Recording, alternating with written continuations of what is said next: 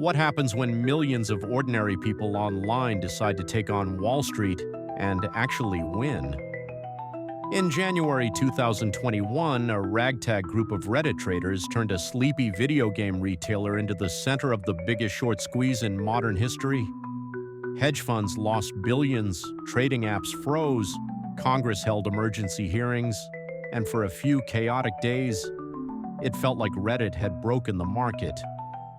This is the full story of GameStop, what happened, why it happened, and what it revealed about the cracks in our financial system.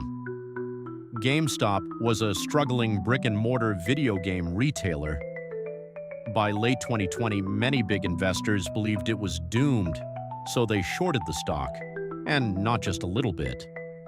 At one point, more than 140% of GameStop's public shares were sold short. Yes, more than all the available stock. That level of short interest was like dry tinder waiting for a spark. Meanwhile, over on Reddit, a loud, chaotic community called WallStreetBets was paying attention. They noticed the absurd short interest. They also noticed a new storyline. Ryan Cohen, the founder of Chewy, had bought into GameStop and joined the board. Suddenly, there was a "maybe this stock isn't dead" narrative.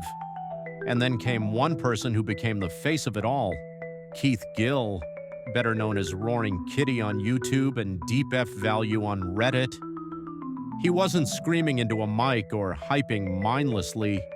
He was calmly posting spreadsheets, analysis, and screenshots of his GameStop positions for over a year.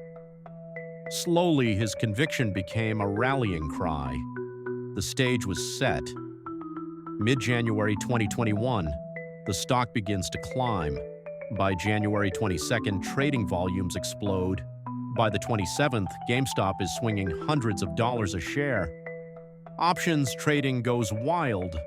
Volatility, halts keep interrupting trading. Retail investors pile in. Hedge funds panic. Then January 28th arrives. Brokerages like Robinhood suddenly restrict buying. You could sell your GameStop shares, but you couldn't buy more. Imagine this. Your stock is mooning, you believe Wall Street is cornered, and suddenly the app says, "You can't buy, only sell."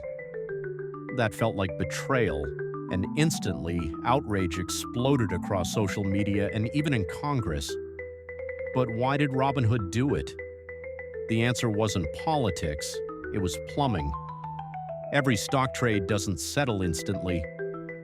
Back then it was T plus 2, meaning 2 days to finalize. To cover that gap, brokers have to post collateral with clearinghouses like the NSCC. When GameStop went vertical, the clearinghouses panicked. They raised margin requirements dramatically, billions more overnight.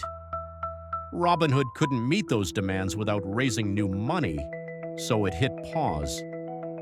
Within days, Robinhood raised about $1 billion just to keep going. So, was this really a short squeeze, or a gamma squeeze, or just social media hype?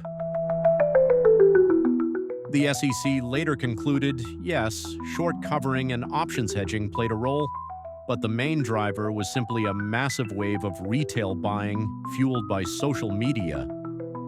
Hedge funds called it a mob. Traders called it justice. Who got burned?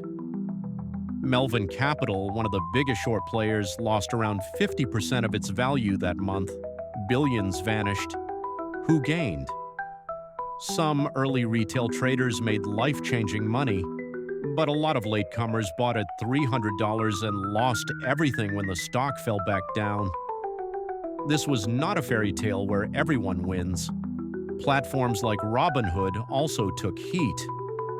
Their reliance on payment for order flow, sending trades to firms like Citadel Securities, looked shady when they blocked buys. The conspiracy theory was, did Citadel tell Robinhood to stop? Official reports found no collusion, just a cash crunch. But the damage to trust was done. Congress hauled in Robinhood's CEO, Citadel's CEO, and even Roaring Kitty himself. The SEC wrote a massive report, lawsuits piled up. So, did Reddit break the market? Not literally. The pipes held, trades settled, the system survived. But Reddit showed how fragile those pipes really are, and how millions of small traders acting together can shake Wall Street to its core. GameStop wasn't just a stock, it was a moment. A story about power, technology, and a meme-fueled uprising that forced the world to pay attention. And whether you see it as justice, chaos, or just market madness, one thing's clear. The day Reddit took on Wall Street, the rules of the game changed.